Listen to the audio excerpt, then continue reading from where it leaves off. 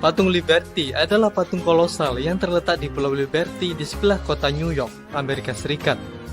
Patung tembaga ini merupakan hadiah dari orang-orang Prancis kepada Amerika Serikat yang dirancang oleh pematung ternama Prancis, Frederic Auguste Bartholdi. Dan kerangka logamnya dibangun oleh Gustave Eiffel. Patung ini diresmikan pada tanggal 28 Oktober tahun 1886. Monumen ini merupakan penggambaran dari sosok Dewi Kebebasan yang ada di dalam mitologi Romawi. Patung tersebut memegang obor dengan tangan kanannya dan di tangan kirinya membawa tabula ansata yang bertuliskan tanggal 4 Juli tahun 1776 dalam angka Romawi, yakni tanggal deklarasi kemerdekaan Amerika Serikat.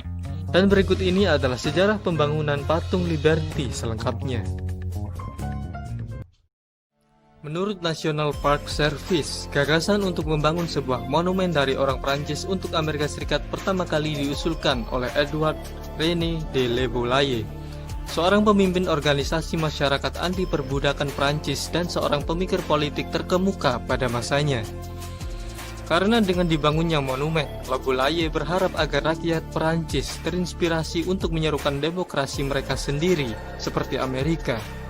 Kemudian pada bulan September tahun 1875, ia mengumumkan proyek tersebut dan membentuk Persatuan Franco-Amerika sebagai landasan untuk penggalangan dana. Dari pengumuman itu, patung itu diberi nama Liberty Enlightening the World. Dan diumumkan juga kalau Prancis akan membuat dan mendanai sendiri patung itu, sedangkan orang Amerika hanya perlu membuat alasnya saja.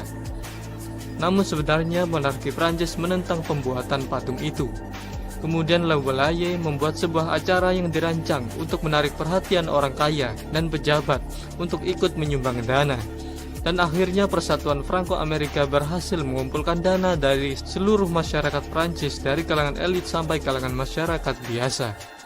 Karena patung ini dirancang terbuat dari tembaga, maka dibutuhkan sekitar 91 ton tembaga untuk membangun monumen ini. Lalu tembaga didatangkan dari berbagai sumber dan dikatakan beberapa di antaranya diimpor dari tambang di Norwegia. Pada tanggal 3 Maret 1877, Presiden Grant menandatangani kesepakatan yang memberi wewenang kepada Presiden untuk menerima patung itu dan memilih tempat untuk meletakkannya. Kemudian Presiden Rutherford B. Hayes yang menjabat pada hari berikutnya memilih Pulau Betelou atau yang sekarang disebut dengan Pulau Liberty, karena ia menerima usulan dari pematung ternama Prancis, Bartholdi. Sekembalinya ke Paris di tahun 1877, Bartholdi fokus untuk menyelesaikan bagian kepala dan lengan patung dengan bantuan dari Viollet Leduc.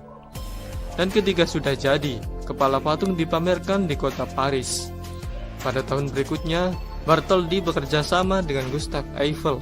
Tapi sayangnya, Eiffel, Maurice Koechlin, dan La Boulaye meninggal pada tahun 1883. Kemudian patung yang telah selesai secara resmi diperlihatkan kepada Duta Besar Amerika di Paris pada 4 Juli tahun 1884.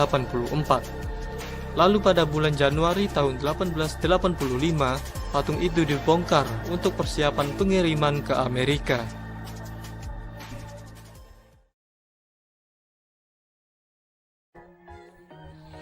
Dari sisi Amerika, mereka kesulitan dalam mendapatkan dana untuk pembangunan alas patung.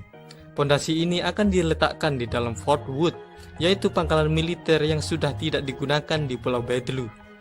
Pada tahun 1881, Komite New York menugaskan Richard Morris Hunt untuk merancang alas. Dan dalam beberapa bulan, Hunt mengajukan konsepnya dan ia memperkirakan pembangunan akan memakan waktu sekitar 9 bulan. Dia mengusulkan kalau bangunan ini akan setinggi 35 meter, tapi karena komite sedang menghadapi masalah keuangan, tinggi bangunan itu dipangkas menjadi 27 meter saja. Lalu pada tahun 1886, bagian-bagian patung Liberty telah sampai di Amerika. Kemudian bagian-bagian itu dirakit kembali. Bartholdi memotong lubang intip di dalam obor yang ditutupi dengan daun emas dan menempatkan lampu di dalamnya.